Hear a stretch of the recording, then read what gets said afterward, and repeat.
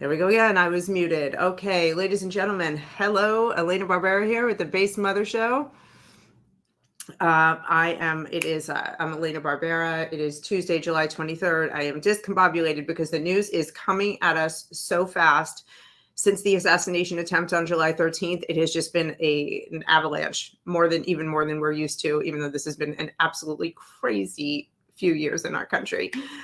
Who thought it could get even crazier? Secret Service Director Kimberly Cheatle just resigned within the last hour or so. That news came out.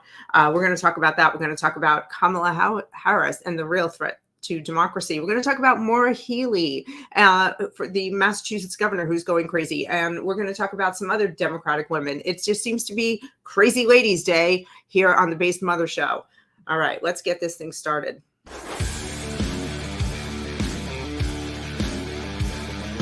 Have you heard of the Based Mother?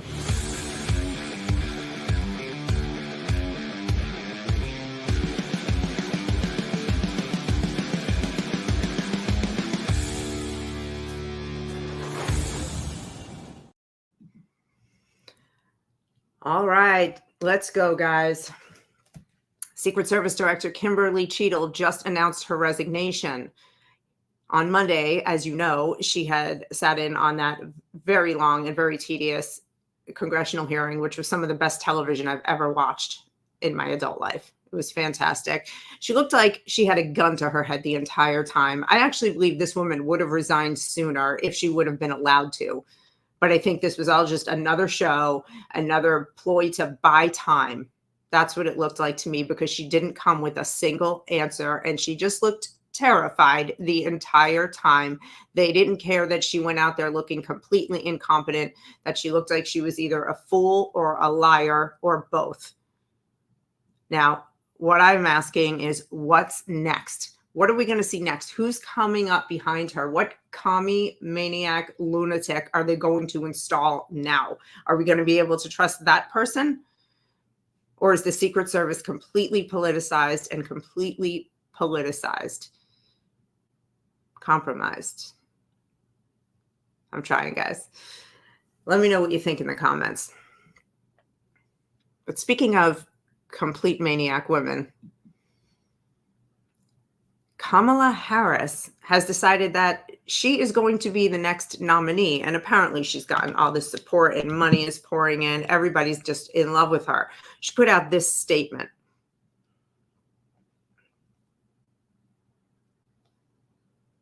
When I announced my campaign for president, I said I intended to go out and earn this nomination. Tonight, I am proud to have secured the broad support needed to become our party's nominee. And as a daughter of California, I am proud that my home state's delegation helped put our campaign over the top. I look forward to formally accepting the nomination soon. Here's some news for your Democratic friends, the ones who went out and voted for Biden in the primary. Reminds them that their nominee has been chosen by the elites, that they have been completely overridden, and their vote doesn't count. Their vote is void. Years talking about Republicans and MAGA extremists being the real threat to democracy. And here we are in a situation where a nominee is being installed and not selected by the people. Does this feel like democracy to you? Does this feel like America to you? It certainly doesn't to me. Even if we were living in normal times and Democrats weren't communist maniacs, I still wouldn't be happy with this. I would still think this was crazy. Even as a Republican, I would like to have a Democratic nominee as a choice.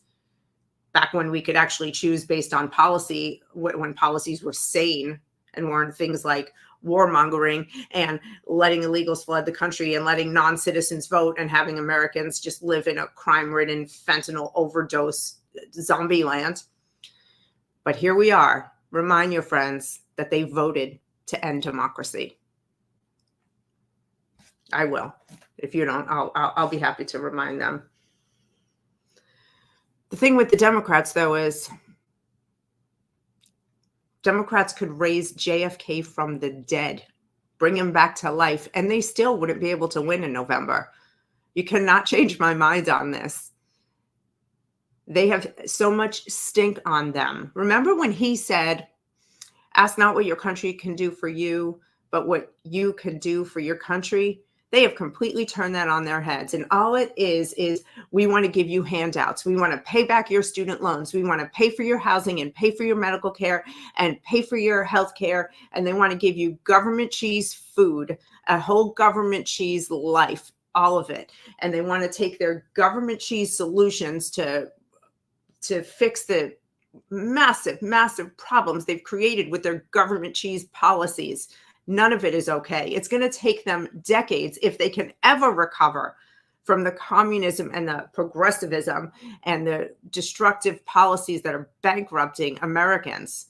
The divide between rich and poor has never gotten worse than it has now with the Democrats in place.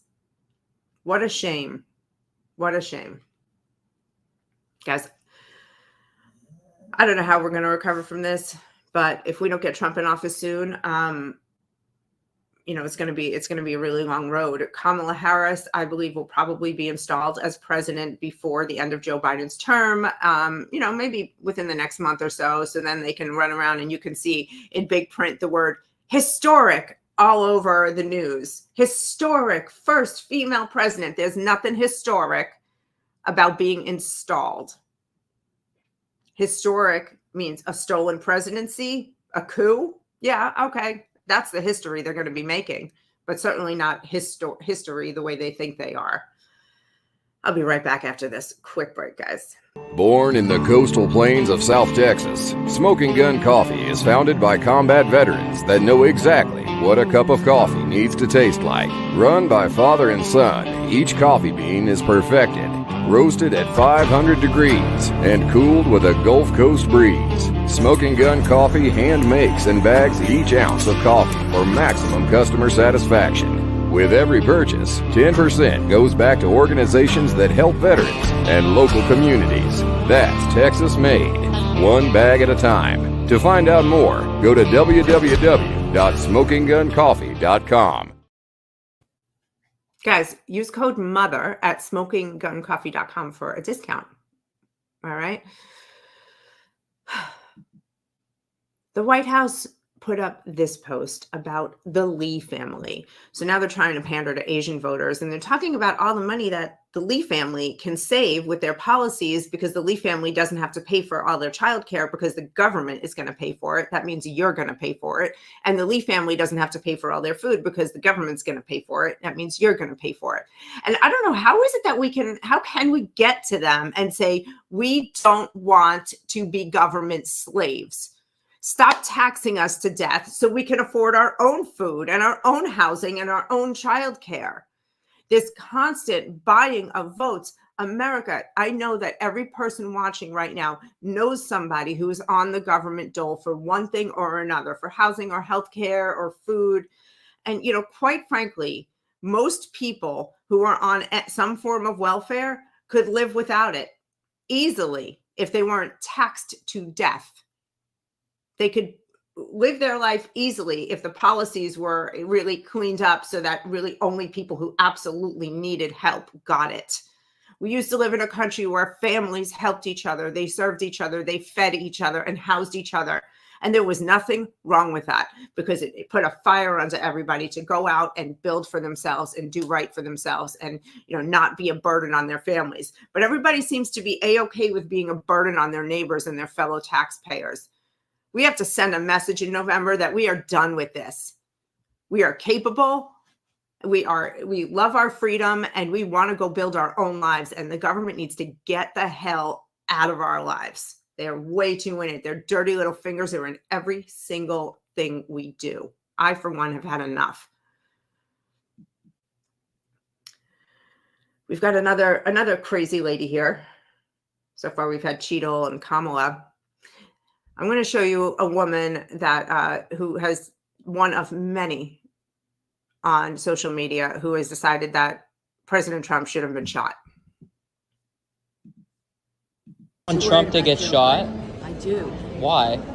Get rid of him. Why? Why would you want somebody like that to get killed? That's horrible. Is it? You think? Yes, it is. You should never wish for a president to get shot. Human beings that are walking up from Venezuela to be sent back to war and kidnapping, gun gang. Why would you want that? Why would you want any of those people, which he calls illegals? I'm coming here to rape you. Come in legally. Come in. You know how hard that.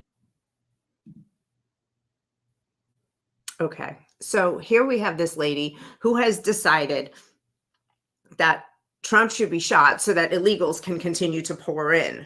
And she makes a little dance and a joke about Venezuelans coming in to, I'm going to rape you. You know who Venezuelans did rape and murder? Jocelyn Nungray. I will say her name every show if I have to. The 12-year-old in Houston, Texas, who was kidnapped, raped, tortured, and murdered, strangled to death by 2 Venezuelan illegal immigrants.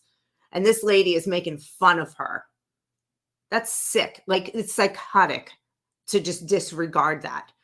Another one who was killed by a Venezuelan specifically was Laken Riley.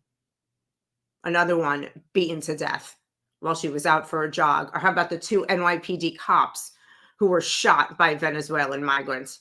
Okay, it goes on, and it's not just Venezuela. We've got the Ecuadorians, the Mexicans, the Nicaraguans, the Haitians. You can look all of the illegal immigrants and the violence that they are bringing on American people. And this lady is making a joke about it. And then she goes on with she's a nutcase. That is to do. And do you know why they've left? Millions of people are doing it. Women who are getting their period every 30 days are walking for 3 months with children. Think about that. Well, you don't get the period, but menstruating every 30 days as you're walking through the jungle. Take that home tonight. Well, never. This is her concern, women menstruating in the jungle. How does she think women menstruated for thousands and thousands of years of human history before CVS was on every corner? Give me a break. They're suffering. Oh, they're suffering. They show up plump, wearing Nikes, carrying iPhones, and most of them spend between $5,000 and $15,000 to have a mule carry them over the border.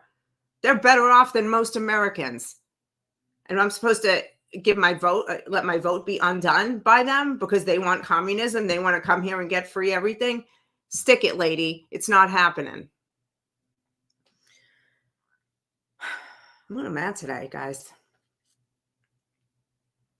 I'm upset.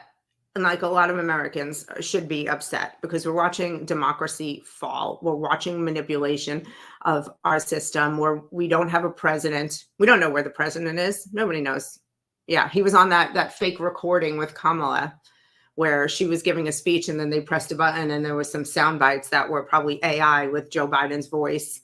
It was strange. I don't know if you've seen that yet. I'm sorry, I don't have it ready for you today. I'll bring it up later in the week. Maura Healey is another disaster out of Massachusetts. She was elected and she was the historic, again, with that historic, first female lesbian governor. Like, who cares? I don't care who your bedmate is. I want to know if you have decent policies, and she doesn't. She is Little Miss Sanctuary. Here's a little bit from Maura. America, Massachusetts' problem is now your problem too. Governor Maura Healey is in so over her head. Little Miss Sanctuary doesn't know what to do with all her illegals. Remember, first she was begging citizens to take them in. A couple people did that. Nobody's really doing that, though. Then she had them in these community centers that she took from poor kids. Then she's putting them in nice neighborhoods and prisons, and people, old prisons, and people are like freaking out now that they have to deal with their sanctuary policies at home. Then she had them sleeping in the airport for months. Boston Logan was just looked like a slumber party, but not a good one. Then now, latest, this one's great. She has nowhere to put them, so she's just dropping them off in the subway stations.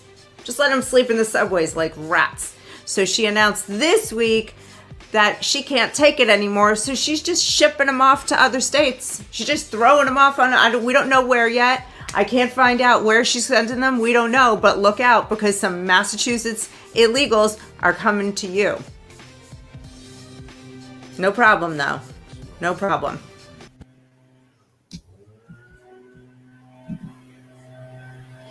I don't know. Can any of you tell me, is that even legal? Can other states start suing her when she just starts shipping illegal aliens who need to be housed and fed and medicated and transported around? I hope that every governor in America goes after Maura Healey in public, in the press, and in the court system, because she deserves it. She's failed her state, and now she wants to fail the rest of the country and put her burden that she called upon for herself. She supported Joe Biden all along and supported sanctuary policies and called all of us xenophobes who saw this coming. Her state is bankrupted. She has lost billions of dollars in tax revenue because people are shipping out of Massachusetts. I think it's one of the top 5 states that people can't run from fast enough. Shame on you, Massachusetts, for allowing this. And shame on every governor in America who doesn't sue the pants off Maura Healey's administration. There's got to be a way. I'm not a legal scholar, can't know everything. There's got to be a way. There is a little bit of hope in all of my frustration and all of our frustration and anger. We have to remember, all of the stories and all of the scriptures that help us to get through these times and know that who's really in charge. In the Apostle Paul's second letter to Timothy, he did say, Alexander, the metal worker, has done me a great deal of harm. The Lord will repay him for what he has done. And Alexander apparently was somebody who was out, just like bad-mouthing Christians and, making life a lot harder for them than it needed to be. And the Apostle Paul, he was pretty tuned in, and he realized that, if we don't see justice in our lifetimes, God's going to take care of it. Sometimes in our lifetimes and sometimes in the afterlife. I find hope in that. Even talking about it, like, it takes my temperature down like 20 degrees and helps me to feel hopeful for our country and hopeful for our people. All right, guys, I'm checking out early today. You have a great day. We got to get back to the news and see what's going on. I've been gone for 20 minutes. The entire world could be on fire by now. Do me a favor, sub, like, follow the Patriots Prayer Network everywhere that you can find it. And follow me. I'm the Based Mother on social media. And God bless America.